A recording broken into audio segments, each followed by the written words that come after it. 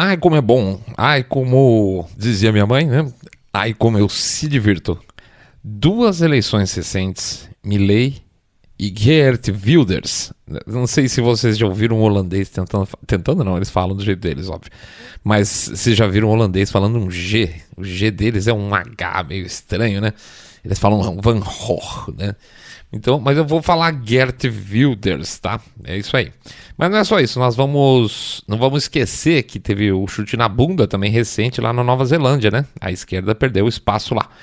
Então, como normalmente eu só dou notícia ruim, dessa vez nós vamos dar notícia boa e vamos divertir um pouco com essa história toda, porque essa gente merece, né?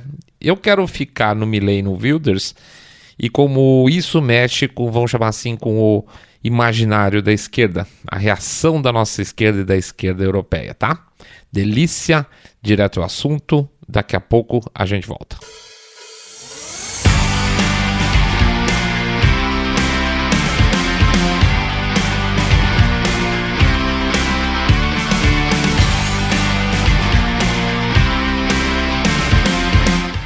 Dois bichos papão, né?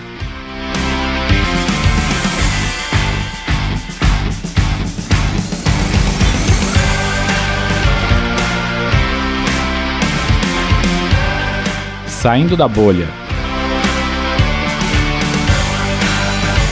Menos notícia, mais informação para você. Vamos começar pelo Milei. Primeiro deixa eu começar com a reação da própria direita em relação ao Milei, que me incomoda um pouco. Não, deixa eu dar um passo atrás. Gente, o cara ganhou. Não há, obviamente, certeza que tudo que ele quer ele vai fazer. Não tem como. Não dá para ter bola de cristal. Aliás, dá para ter bola de cristal de que vão atrapalhar ao máximo. Não é possível que alguém tenha dúvida sobre isso. Eu não sei, mas eu acho isso meio óbvio para ser discutido. O mundo real é muito diferente da internet e dos discursos, dos fóruns de debate digital, aquela coisa toda. O mundo real não é aqui. O mundo real não é ideológico, não é dividido entre esquerda e direita, é dividido entre quem tem uma proposta mais encantadora para resolver o problema dos diários das pessoas e quem não tem uma proposta tão convincente. Ganha o primeiro. Ganha aquele que me faz sonhar que a grande parte da população, vamos chamar assim, possa sair da tanga, que a grande maior parte das pessoas vive, por sinal, né? Seja na Argentina, seja no Brasil, seja nos Estados Unidos, é tudo igual. É como falou lá atrás, né? O James Carville, que era o estrategista da campanha do Bill Clinton, que ele falou a famosa frase, é a economia, estúpido, né? A maior parte não tá nem aí para estado maior ou estado menor, para lero-lero de justiça social, para camadinhas de opressão, de interseccionalidade, nada disso. A campanha do Lula, nesse sentido, tinha toda a razão. O pessoal queria mesmo picanha para fazer churrasco e cervejinha no fim de semana. É isso. Por uma simples razão. A grande parte do componente humano de todas as sociedades é o que tem de exemplo. O que tem de exemplo é o que está ao alcance. E alcance é churrasco e cerveja. Mas você pode falar, puxa, você não gostaria de comer um macarrão à carbonara, macarrão à carbonara lá no seu local de origem para experimentar como é que é de verdade? Você sabia que o pessoal da região lá de Nice, na França, fala que as pizzas deles são muito melhores que as pizzas italianas? O popular, vamos chamar assim, não sabe se isso é bom num sentido amplo. Na verdade, o sujeito nem imagina que ele poderia comer pizza em Nice, que ele não sabe que ele tem esse potencial para poder fazer isso se o Estado não atrapalhasse, inclusive, tá? De verdade. Comer pizza nos Alpes Marítimos, pô, muito legal, mas ele não sabe nem que a pizza lá é boa, nem que é Alpes Marítimos, então por que ele vai objetivar isso, né? É fora de realidade. Não por ser um absurdo completo, mas porque nós não somos treinados para pensar no nosso desenvolvimento pessoal no dia a dia. Nós não somos. Nós somos treinados para viver pagando carnê que vence amanhã. Nós somos criados desde o momento do nosso nascimento para ser ratinho girando a rodinha. Essa é a triste realidade. Mas se você conseguiu escapar desse campo gravitacional e tem a cabeça aberta para o que for, tá? Você não vai se limitar porque você acha que Não é que não tenha direito, eu tenho, claro que eu tenho. Eu talvez não tenha possibilidade, mas direito eu tenho potencial, sim, eu tenho. Talvez eu não tenha oportunidade, mas eu poderia chegar lá, né? É isso aí. Se você está aberto para discutir qualquer assunto, lembra-se que você é uma parte, que é uma parte pequena, que 80% não pensa dessa forma, tá? E é por isso que fica muito fácil para quem manda de verdade, geralmente. Para o resto da turma, gente, é a economia, estúpido, né? Então, mas se eu sair da bolha, para o empresário, a boa economia também é super importante. Sim, principalmente para o empresário. Mas ele sabe que ele só vai ter economia pujante se houver liberdade. Que liberdade econômica vive de mãos dadas com liberdade em geral, né? E aí a gente volta para a história do Milei. Pô, que incrível, o Milei vai mudar tudo por lá, né?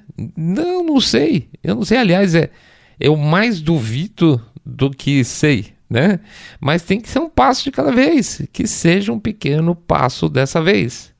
Mas se eu sair da bolha, eu ouvi dizer que ele é ligado ao Fórum Econômico Mundial.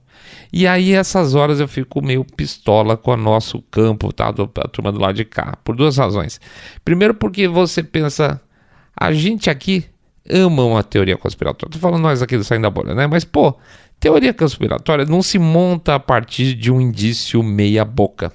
Não é porque tem uma foto do cara no site do Fórum Econômico Mundial que ele é filhote do Klaus Schwab. Pelo amor de Deus, não dá para simplificar as coisas desse jeito. Para você ver, tinha gente já mentindo, inclusive, que ele fazia parte das jovens lideranças do Fórum Econômico Mundial. Sendo que a imagem que ele tem lá no site do fórum é de uma palestra que ele deu lá. O cara tinha uma posição importante, numa organização privada importante, e deu uma palestra por lá, natural, tá? Por isso que a fotinha dele tá lá. A Suzana Boy tá defendendo o Milei? Não, tô falando que não é também para toda qualquer bobagem que a gente queira desconfiar, que a gente tenha que sair distribuindo por aí. O Bolsonaro, por exemplo, já deu discurso aí no Fórum Econômico Mundial, né? Pois é, então, a foto deve estar lá em algum canto, põe a foto dele e pronto, tá resolvido. Bolsonaro é um filhote do Klaus Schwab. Não dá, né, gente? Teoria conspiratória não se faz com fotinho, mas com dados, com personagens objetivos e tudo mais que a gente sempre discute aqui. E então isso me deixa meio pistola. Um pouco é aquela coisa. Tem gente que gosta de azedar para depois falar, eu te disse, falei que não ia dar certo, né? Mas quando chega o futuro e não azeda, essa turma geralmente some. Porque é muito mais fácil, você vai falar que azedar sempre. Aquela história do relógio que é quebrado, que acerta duas vezes por dia, né? Portanto, o nosso campo me dá um pouco no saco, vamos chamar assim, porque parece um processo infinito de autossabotagem, né? Mas eu não tô aqui para falar mal da direita, mas para curtir, para saborear o ódio da esquerda pela vitória do Milei. Tem cheiro de pão quente, sabe? É gostoso ver isso. Ver um cara de esquerda com raiva e dá um prazerzinho aí. Na verdade, um prazer nem na raiva. É uma coisa meio louca, tá? Essa semana nós estávamos conversando de novo aqui entre nós sobre o tema de sempre. Como a cabeça da esquerda é elitista. Vocês certamente repararam. Eles não estão nunca, jamais preocupados em analisar a escolha popular no sentido de vamos ver o que aconteceu para fazer uma autocrítica ou para mudar, etc. Não, só existem dois tipos de escolha para a esquerda. A certa, se bater com o que eles querem, e a errada, que deveria ser descartada por quaisquer meios, se não bater com o que eles querem. É isso, basicamente é isso aí. Interessante porque eles são absolutamente incapazes, e eu estou falando de completa ignorância e pouca capacidade intelectual no duro, de entender que o mesmo eleitorado que votou no Fernandes, votou no Milei.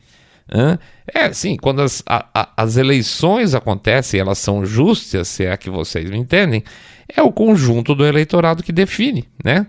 Escolhas individuais são submetidas ao grupo, logo a maior parte do povo argentino falou, eu quero Milei. Certamente, inclusive, considerando o tamanho da votação dele, uma grande quantidade de pessoas que havia votado no Fernandes votou no Milei, certo? Então, eles são incapazes de entender que isso faz sentido, e isso pela razão mais singela do mundo, que é, olha, o Massa destruiu a economia da Argentina como ministro e foi colocado como candidato para restaurar a economia da Argentina. Como? Em que mundo lógico isso pode fazer sentido e gerar algum tipo de torcida Não faz absolutamente sentido nenhum. Mas no mundo aí da intelectualidade reduzida aí da cabeça da esquerda, faz. Lá sim a pessoa pode cometer um erro e merece a chance de repetir a cometer o mesmo erro para corrigir aquele erro, tá? É incrível, é incrível. E o melhor, se você não concorda com uma idiotice desse, veja, tem dois caminhos aqui. A idiotice e a obviedade, né? De novo, se a pessoa não aceita a idiotice em favor da obviedade, que é não dar o mandato para quem já destruiu o país uma vez, a turma sai catando adjetivações loucas aí para, aspas, analisar a situação, tá? Porque votou porque a turma é fascista, porque é extrema-direita, porque o cara é o Trump dos pampas, vale qualquer porcaria desse tipo, tá? É um tilt, é um meltdown, que eles falam completo, quando a esquerda, ou uma figura, uma personagem, o colega seu, ele não é endeusado. Como assim? Eu sou um pequeno Deus, eu sei de tudo. E o que está fora, gente, é muito perigoso ou é muito raro. Aqui em São Paulo, por exemplo, vira e mexe, o eleitorado é chamado de o quê? Conservador, né? Dependendo de quem ganha. Isso que é interessante. Se ganhar o Tarcísio, e sei lá, então, tá aí, o Tarcísio ganhou, comprovou. O eleitorado é conservador. Paulista, fascista, né? Que a outra falou. Mas se na mesma eleição para presidente o Lula teve mais votos na cidade, como é que faz? Né? Então só é paulista e fascista dependendo do momento em que ou de quem está na frente da tela numa certa hora, certo? Na telinha que eu digo lá na urna eletrônica. Enquanto ele está votando no Tarcísio, ele é fascista, e se ele votar no Lula, o amor venceu em seguida. Foi uma mudança no paradigma pessoal político da pessoa, não faz sentido nenhum. Claro que não faz. Não faz sentido. E o sujeito que acredita em alguma coisa próxima disso é burro. Desculpa falar, mas é burro até a terceira geração dele. Principalmente se ele embarca nesse discurso que obviamente não faz sentido nenhum, e tenta vender achando que ele está fazendo algum benefício político para a base dele. Hoje eu estava acompanhando um texto de um filósofo inglês, e eu peço desculpa porque eu simplesmente sou uma esqueci de guardar, estava um texto muito bacana. O cara estava completamente apavorado com a ideia de que ganhou o Milley e agora também o Wilder lá, né? Que isso é um perigo. Isso é um perigo absoluto, que se soma a outras coisas malucas, como ele cita o Bolsonaro, o Orbán, o Trump, o Brexit. Meu Deus, que coisa, como pode? Então ele pegou um espaço de anos aí e falando do perigo que está acontecendo. Como pode acontecer uma coisa dessa? Não pode. Cai na mesma lógica de que o mesmo eleitor é fascista e progressista ao mesmo tempo, dependendo de quem ele vota numa eleição e na outra. Tá? Ele pode passar de fascista a progressista a cada 2 anos, porque de repente ele votou num social-democrata, depois ele votou num cara de direita. Tá? Isso não funciona na cabeça deles. Existem momentos estanques. O eleitorado, ele é aquilo que ele é naquele determinado ano da eleição. Então São Paulo é progressista ou é fascista, depende do ano, tá? Para o sujeito de esquerda, existe uma história, vamos chamar assim, e essa história não está baseada na sua percepção pessoal. Ela está baseada em que o coletivo, hoje representado, então, a opinião do coletivo é representada pela grande imprensa, como a imprensa define. Não o que eu penso, mas é o que a grande imprensa define. E a grande imprensa define a partir daquilo que os handlers dela mandam definir, né? Os treinadores, os tratadores deles. Se os caras falam deita, a imprensa deita. Se eles mandam fingir de morto, a imprensa finge de morto, que é o caso agora que está acontecendo com o Lula, todo mundo fingindo de morto. Se o conjunto da grande imprensa hoje aqui no Brasil fosse um canil, e me desculpe os cachorros, porque eu adoro eles, hoje a imprensa estaria toda sentadinha, banando o rabo, esperando o próximo biscoito, latindo para a ameaça da extrema-direita, conforme os treinadores mandaram. Tá? No mundo da esquerda, a pluralidade foi ressignificada por um conjunto de grupos que eles mesmos inventaram, tá? Eles mesmos inventaram esse conjunto de grupos dentro das suas próprias fileiras. Então, assim, a diversidade acontece dentro do campo da esquerda. Existe uma diversidade fora da bolha?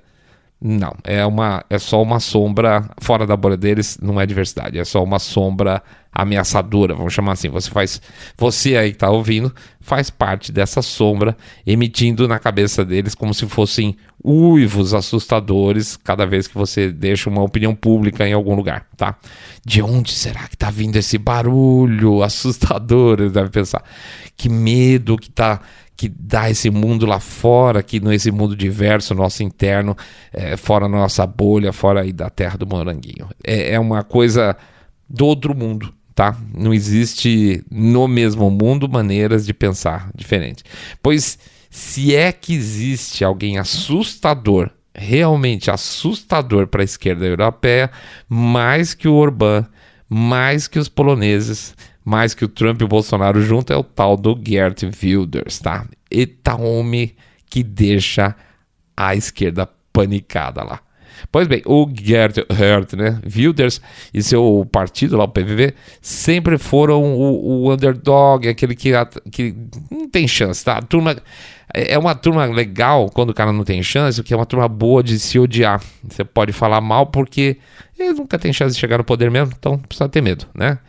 Falar mal do PVV e do sujeito aí com cabelão, né, como ele era como falar de um povo exótico com ideias macabras de extrema direita.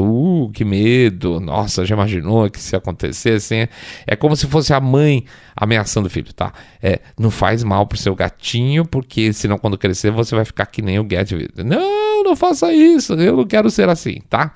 Só que assim como muitos outros países, sobretudo na Europa, o povo está com o saco cheio. E essa aliança protofascista que a gente sempre fala entre Estado e grandes corporações, que tem basicamente servido para empobrecer o Ocidente como um todo, e aí pode falar que seja por meio de aumento de preço de energia, via planos de emissão zero para salvar o planeta, seja por meio de inflação alta alcançada por uma emissão de moeda maluca, né? Ou por lockdowns desnecessários, né? Mas principalmente hoje, principalmente pelo completo descontrole imigratório, o europeu está cada vez mais de saco cheio. E está ficando de saco cheio porque, inclusive, é a economia estúpido. Ele começa a olhar para o lado e pensar, não é que aquele maluco esquisito que falava mal de imigração talvez tivesse razão? Não é que aquele maluco esquisito que falou mal do lockdown talvez tivesse razão? Não é que aquele maluco do cabelo estranho que falou de desligar, descomissionar a central nuclear era uma bobagem, talvez ele tinha razão mesmo? Pois é. E aí, apesar da estética desagradável, e essa estética que eu digo é a estética geral, geralmente dos candidatos da direita, que foi base, inclusive, para um sem número de ataques para o Milei, para o Bolsonaro, por exemplo, né? Apesar dessa estética que eles gritam do, como é que eu posso dizer, do politicamente correto, o cara fala, quer saber de uma coisa? Vai de azarão mesmo, tá? Vai de azarão mesmo. E quando muita gente, sem perceber, vota no azarão, o que acontece? Óbvio, ele deixa de ser azarão horas. Só que a gente, do lado de cá, nós bunda de fora, a gente custa perceber esse tipo de movimento. Custa por quê? Porque a imprensa e os institutos de aspas pesquisa continuam tratando esse cara ainda como azarão. Assim como foi no Trump. No dia da eleição do Trump, o pessoal falava que a Hillary Clinton tinha mais de 90% de chance de ganhar. Não é isso? Pois é. Foi com o Bolsonaro, tá? E foi também com o Wilders, tá? E, pois é, até uns 30 dias atrás, ele e o partido dele eram analisados aí como uma força em ascensão, no certo sentido, mas ainda se falando qualquer coisa como terceiro lugar, só que não, tá? Como sempre, as pesquisas correm para começar a corrigir mais na reta final e, surpresa, surpresa, o Wilders e o PVV dele chegou em primeiro lugar, e muito bem em primeiro lugar. No momento que a gente levantou aqui os dados, já estava com 99,8% dos votos apurados, fim de papo. Mesma coisa que o Milei, tá, gente? Mesma coisa que o Milei. Vamos por parte. Ele, o Wilders, vai virar a Holanda de cabeça para baixo? Provavelmente não, tá? Mas vai começar a dar susto em muita gente. E esses sustos são ótimos para baixar a expectativa aí dos protofascistas que andam meio saidinhos, tá? Saidinho como, seu sai da bolha? Lembra do Mark Rutte, né? O ex-primeiro-ministro lá, que estava preparando para desalojar aí milhares de fazendeiros em favor das causas ecológicas? Então, isso pode ir pro vinagre. Mas, ao mesmo tempo, assim como o Milei, o PVV não ganhou a maioria dos votos. Mas, junto com outros partidos, ele pode fazer um bom estrago. Pode ser também que ele tenha que pegar mais leve para alcançar uma maioria parlamentar. E por que não? Tá? Isso também me cansa um pouco na direita. Fazendo as contas, para fazer maioria no parlamento, parlamento holandês, né, são necessárias então 76 cadeiras. O PVV fez 37, então isso significa que faltam 39, né? O segundo colocado nas eleições foram os trabalhistas com os verdes, tá? Típico traste político. Os trabalhistas costumam ser ainda pior que os socialistas de maneira geral ou social-democrata, para aquelas bandas de lá. Eles ficaram com 25 cadeiras, dá para ver a diferença grande que teve, né? De 37 para 25 cadeiras. Mas essas 25 cadeiras também colocam eles bem longe das 76 necessárias. Terceiro lugar foi o VVD. VVD era o partido do Rutte, tá? Com 24 cadeiras. O VVD é o partido, então, do menino do Schwab, tá? Dá para dizer que se você pegar primeiro, segundo, terceiro lugar, você tem 37 à direita, 25 no centrão, 24 no centrão e 25 na esquerda. Ainda assim, eu acho mais fácil pensar no VVD junto com os trabalhistas do que junto com o Wilders, tá? Não, apesar de não ser uma aliança lá muito natural. Quarto lugar, o NSC, partido novo do tal do Peter Omtzigt, tá? Que ele já estreou aí com uns 20 cadeiras, muito impressionante. O Peter Omtzigt é eurocético, então a gente tem chances aqui de poder contar com os caras. E se for o caso, faltariam então agora só 19 cadeiras, tá? Não é uma aliança super fácil não, tá? Mas é uma possibilidade real. Quinto lugar, o tal do D66, Centrão, 9 cadeiras, perderam 15 cadeiras da última eleição para cá, tá? Caíram de segunda força para quinta força no parlamento. O PVV não vai achar, o do Wilders não vai achar nenhum aliado aí. Sexto lugar, BBB, maravilha, é o partido dos fazendeiros que torraram o filme do Rutte lá, tá? Não duvidem. Aqui o PVV tem campo fértil para conversar. Dando tudo certo, pego mais essas cadeiras, juntou lá, vamos supondo, quando a NSC, ainda está faltando 13. Sétimo lugar, CDA. Poderíamos chamar aí de a democracia cristã, que poderia parecer bom, porque se coloca meio como conservador, mas a gente sabe muito bem que a democracia cristã europeia está mais para Merkel do que para qualquer coisa, tá? Oitavo e nono lugar da eleição, socialistas em geral, tá? Variados. 8 cadeiras, esquece, não tem nada aí. Daí para frente tem um monte de partido nanico com 2, 3 cadeiras, desse bolo aí de 7 partidos, talvez umas 3 cadeiras, e não deu, tá? Faltariam ainda 10 cadeiras para conseguir as 76. Mas, apesar de eu achar muito improvável, o site político diz que há uma pequena chance do VVD, que era do Mark Rutte, embarcar em uma aliança que certamente seria coberta de condições, tá? Dadas pelo VVD, claro. Eu acho difícil, eu acho quase impossível. Mas também, caso o Wilders não consiga chegar em uma coalizão aí estável para governar a Holanda, isso abre caminho para um outro ponto, que seria o segundo lugar, né, que são os trabalhistas e os verdes, saírem caçando aí, saírem para as compras. Nesse caso, dá para considerar quase certo aquele D66 que eu mencionei lá para trás, que é o centrão aí com os seus 9 cadeiras, chega a 34, e aí o próprio VVD do Mark Rutte, e aí vai para 58. E ficaria um namoro com os eurocéticos, por incrível que pareça, do NSC, para uma maioriazinha apertada de 78. Eu também acho muito difícil. O político acha que é uma possibilidade o NSC para o lado da esquerda. Eu acho muito improvável. Ao que tudo indica, a Holanda vai entrar numa num baita impasse político nas próximas semanas. O barulho que vocês ouviram de fundo aí foi a Lana tomando o pacote, tá? Mas como é que faz para sair de um impasse político desse? Bom, acabam aparecendo as noivas, né? Que são aquelas que vão ser as mais tratadas direitinho para ver se entra em alguma coligação. E no caso, as noivas seriam o VVD, né? Do Rutte para ir para um lado ou para o outro, que seria importantíssimo.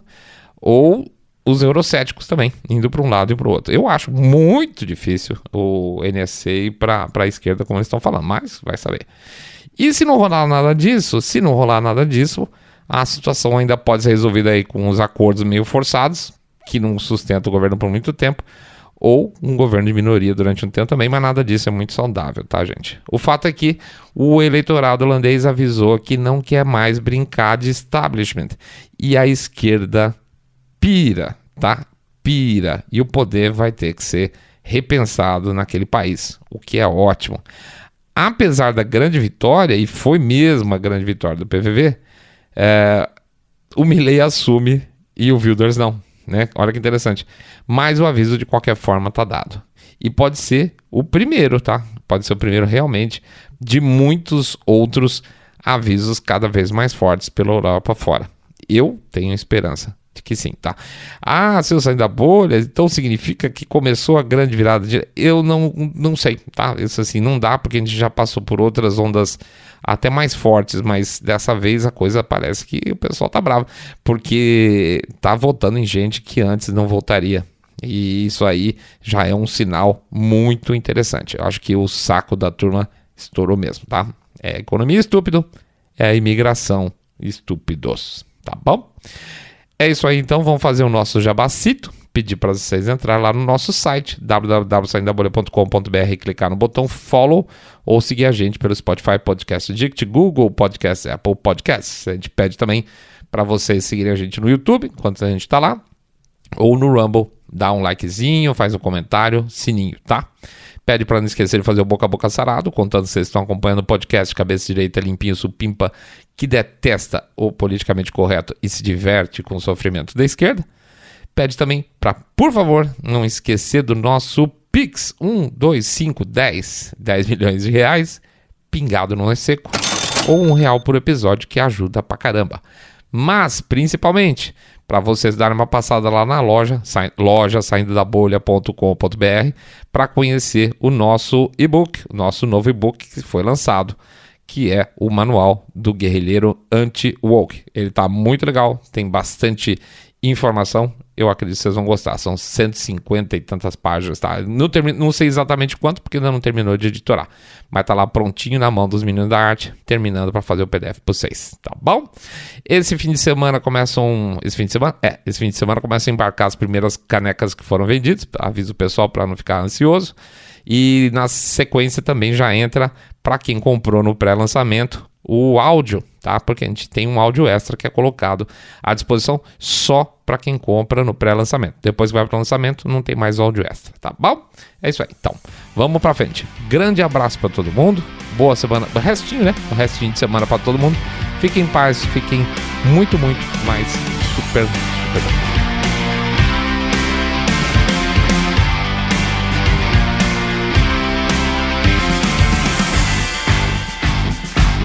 Saindo da Bolha.